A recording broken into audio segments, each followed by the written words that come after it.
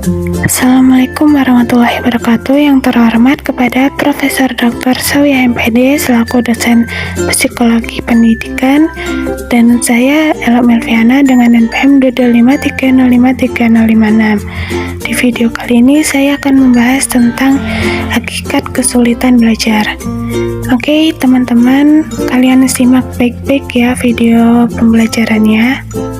Definisi kesulitan belajar. Kesulitan belajar atau learning disability biasa juga disebut dengan istilah learning disorder atau learning difficulty.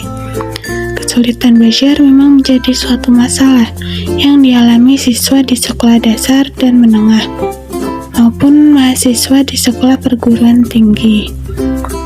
Masalah kesulitan belajar dijumpai pada siswa sekolah perkotaan maupun siswa sekolah pelosok atau pedesaan. Selanjutnya yaitu jenis kesulitan belajar dibagi menjadi dua. Yang pertama, perspektif tugas perkembangan, terdiri dari kesulitan dalam pemusatan perhatian, kesulitan dalam mengingat, kesulitan dalam berpikir, kesulitan dalam bahasa, dan kesulitan dalam persepsi dan perseptual motor. Dan yang kedua yaitu pengolahan informasi, terdiri dari mengintegrasikan input informasi, menyimpan informasi, dan memberikan respon yang sesuai dengan informasi yang diterima. Berikut adalah kenyataan yang merupakan manifestasi yang berlaku umum antara lain. Yang pertama yaitu menunjukkan hasil belajar yang rendah. Yang kedua, hasil yang dicapai tidak seimbang dengan usaha yang telah dilakukan. Yang ketiga yaitu lambat dalam melakukan tugas dan selalu tertinggal daripada kawannya. Yang keempat yaitu menunjukkan sikap acuh tak acuh, menentang, berpura-pura, dusta, dan sebagainya. Yang kelima yaitu menunjukkan perilaku yang berkelainan. Dan yang terakhir yaitu menunjukkan gejala emosional yang kurang wajar. Berikut adalah beberapa penyebab kesulitan belajar.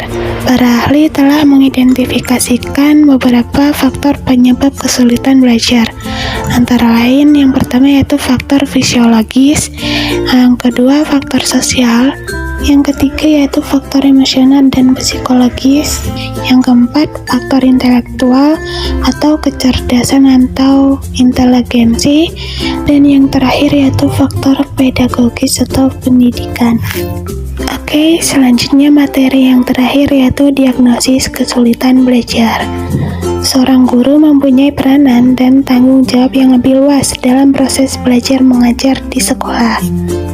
Dia tidak sekedar mengajar, tetapi lebih dari itu, membantu siswa dalam keseluruhan proses pendidikannya untuk mencapai tingkat perkembangan optimal. Dalam proses belajar dapat timbul berbagai masalah baik bagi siswa. Yang pertama yaitu ukuran kegagalan dalam kemajuan belajar siswa.